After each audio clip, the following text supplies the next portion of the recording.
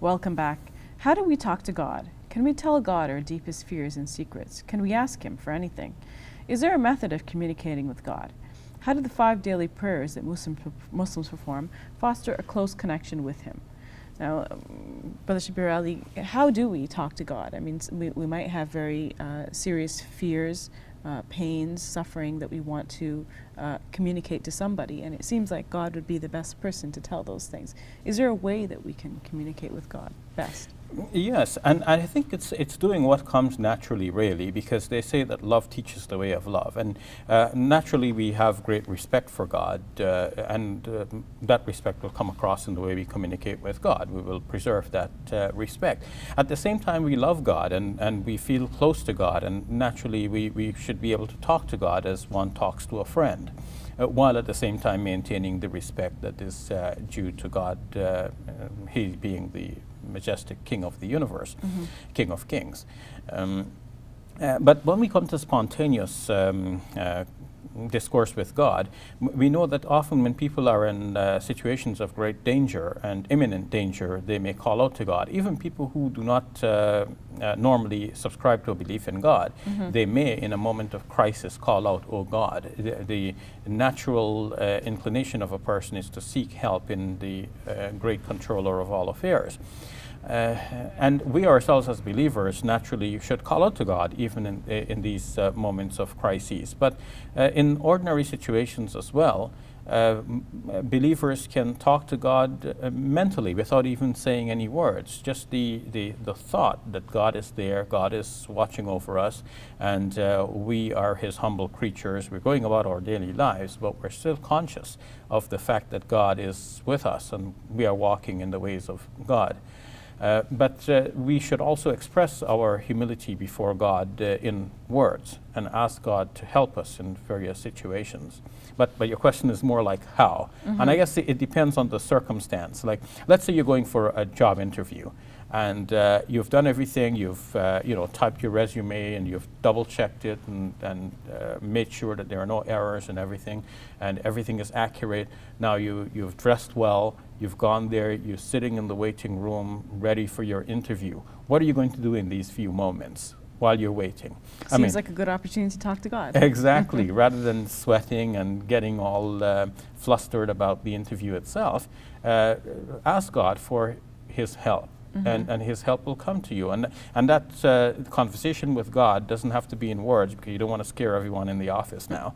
It can be internal, just your mental concentration and meditation on the fact that God is able to help you, and you really need His help on this occasion, and you're asking God, please help me. And if I get this job will help me to do a lot of good things. That's what I want it for, so that my own life could be shaped up and be in order, and I will be able to use my ordered life as a springboard for doing charitable activities, for example. And so with this kind of good intention and meditation on God, you are actually involved in prayer at the moment. So it's not like you need special words to speak to God. You can speak to God in whatever language you use, whatever comes naturally to you. Yes. Can you and say, of course, like, God, what am I supposed to do? Kind of, can you ask that of God?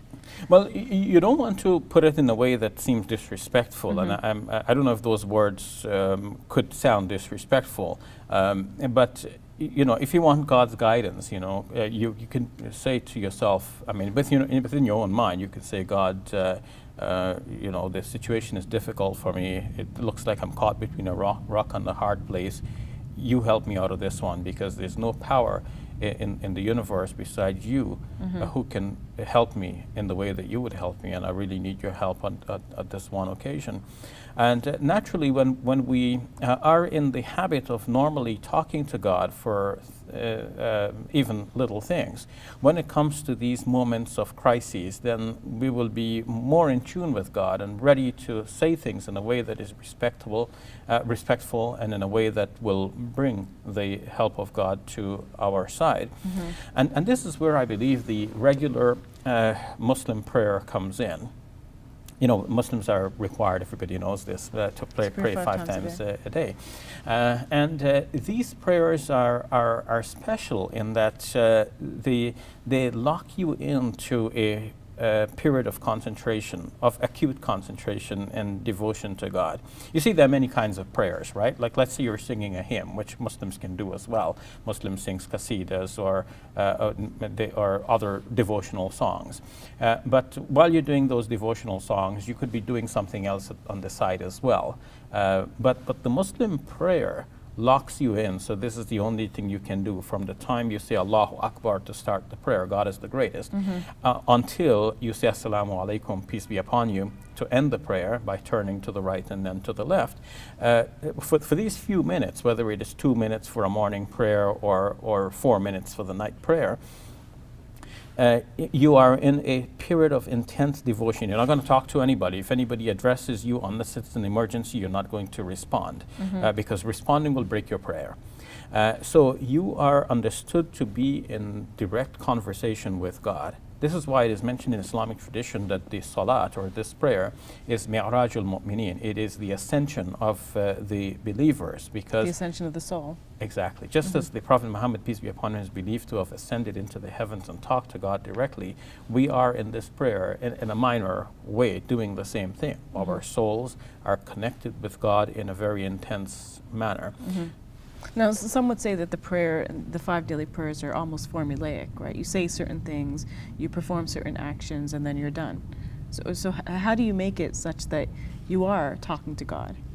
Well, you have the option of adding prayers in your own words, especially towards the end. Most jurists say that once you have recited all of the formal elements up to the tahiyyah, when you say at-tahiyyatu lillahi, the benedictions or the greetings are for God, then after you have said that, then basically your prayer is done. And at that time, you can add a further prayer or dua in your own language, even before you make the salam, before you say Assalamu alaikum, to end the prayer formally.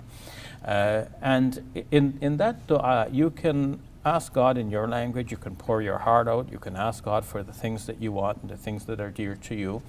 It is mentioned that some of the companions of the Prophet used to ask God for even simple things, right down to the shoelace.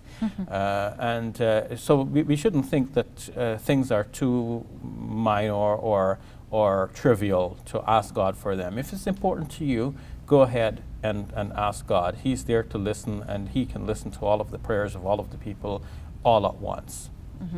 May God answer all of our prayers. This is our hope. We'll take a break. When we return, we will answer questions we receive from you, our viewers.